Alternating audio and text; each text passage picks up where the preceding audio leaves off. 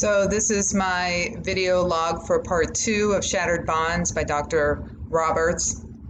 There was a lot of emphasis on adoption and how there was a big push through the Adoption Act and the revision to it during the Clinton and Bush administrations to help expedite the ability for children to be placed in permanent homes through adoption versus staying in temporary situations through the foster care system.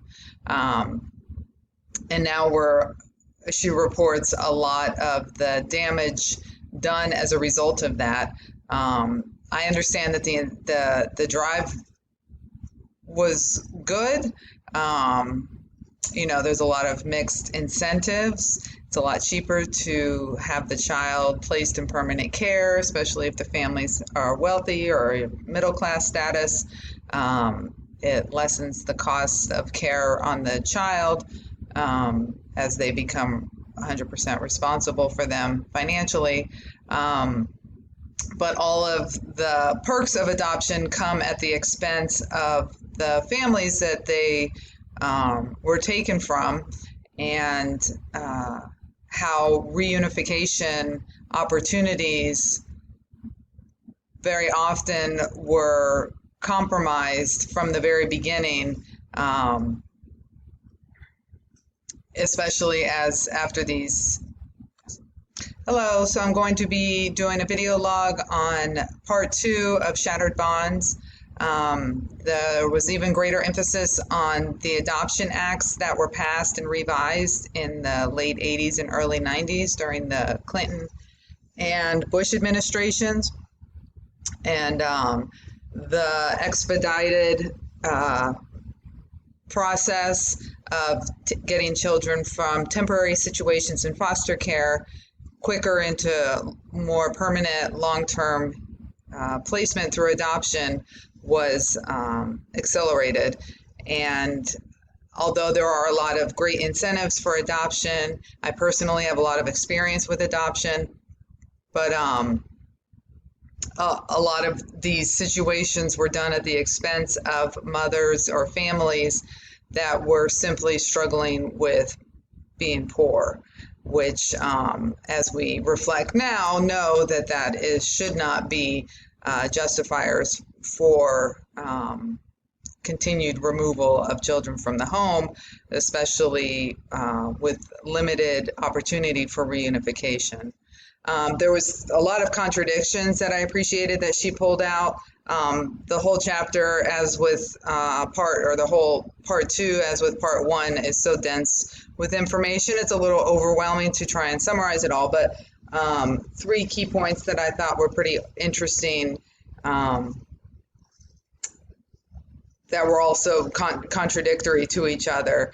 The first one being that she points out the emphasis placed on parental interaction and how important it is for healthy development for children in family court for divorce cases, and how the courts will often and lawyers often go to such great lengths to ensure that the children are receiving care from both parents, arguing that to not have that interaction could be very detrimental. But when you walk down the hall to another family court hearing and the case is revolved around child removal, the state removing the child from the home and the child now being placed in foster care, there is a opposite emphasis on the need for parental interaction and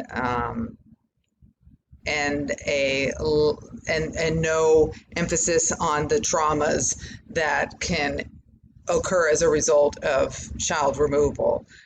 Whereas down the hall, they're emphasizing the opposite argument. Another contradiction that she points out was that when public assistance was first created, one of the biggest incentives was to minimize child removal from homes in the early 1900s. And as a result, it worked. But now, as we're seeing public assistance decrease for families struggling with poverty, we are, of course, now seeing a rise in child removals, which kind of, if we do some history, if you do some research and dive into the history books, it kind of paints its own picture as to what a big part of the problem might be.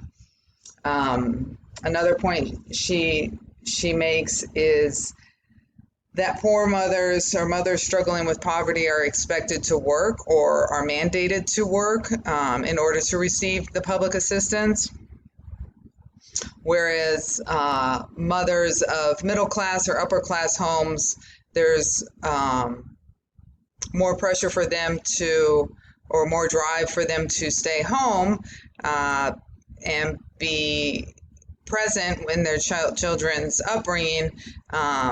Often is pointed out that this provides the most nurturing, developmentally stimulating environment, producing healthier children, healthier young adults, healthier adults, whereas this fact is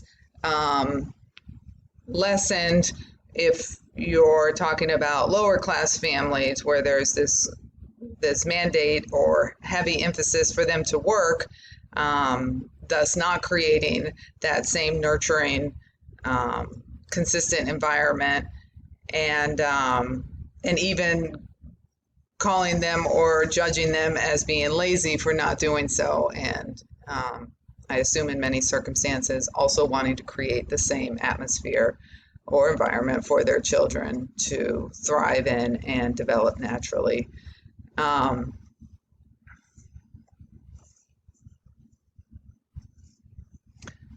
Yeah, there's a lot of work to be done. Like I said, I am a big advocate for adoption. I was adopted as a child, as a baby, and I also gave a son up for adoption when I was 15, because I just knew that there was no way I was going to be able to provide a safe environment. So I have a pretty healthy relationship with adoption, but both of the situations that I experienced were very voluntary. You know, my mother voluntarily decided to give me up for adoption, and I the same with my first son, and so I have a healthy relationship with adoption. I understand all the assets that can come along with it. It did afford me a great childhood. I was able to develop at a normal rate. There was no trauma that I experienced during my upbringing, and the same for the son that I gave up for adoption. He also had a very safe and positive childhood upbringing, minimal stresses, no toxic stresses, and so I'm, like I said, a big advocate for adoption. But it's different if you're ripping the children out of families and involuntarily breaking those already formed ties. Both of the adoptions that I experienced happened at birth, so there wasn't any strong bonds yet formed between the mother and the children, or me and my first son. So a different situation. So I understand the incentives for making space in our society for adoption and promoting that as a sound option, but it, like I said, definitely should not be at the expense of mothers struggling with issues that could be overcome, and especially if they were of a different class, would there be a lot more patience for them? Say if the mother was struggling with addiction and she was from a middle class economic place, would the courts have a lot more patience with her versus if she was poor and also struggling with addiction? How much more readily eager are the courts to find other placement for that child? But in doing so, creating a mess of trauma for both the child and the mother involved. So it's so much to think about. It's such a big topic. Every case is different. Um, but the awareness that this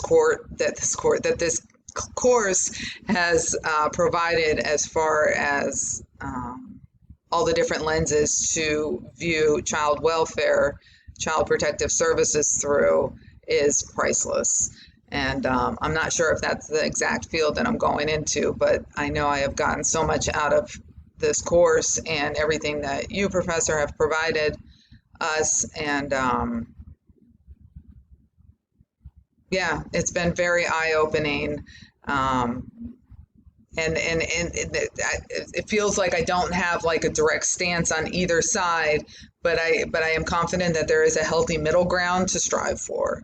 Um, but the extremeness of a lot of the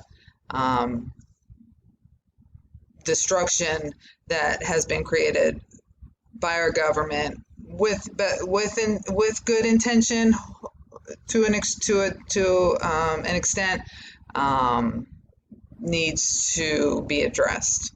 So thank you.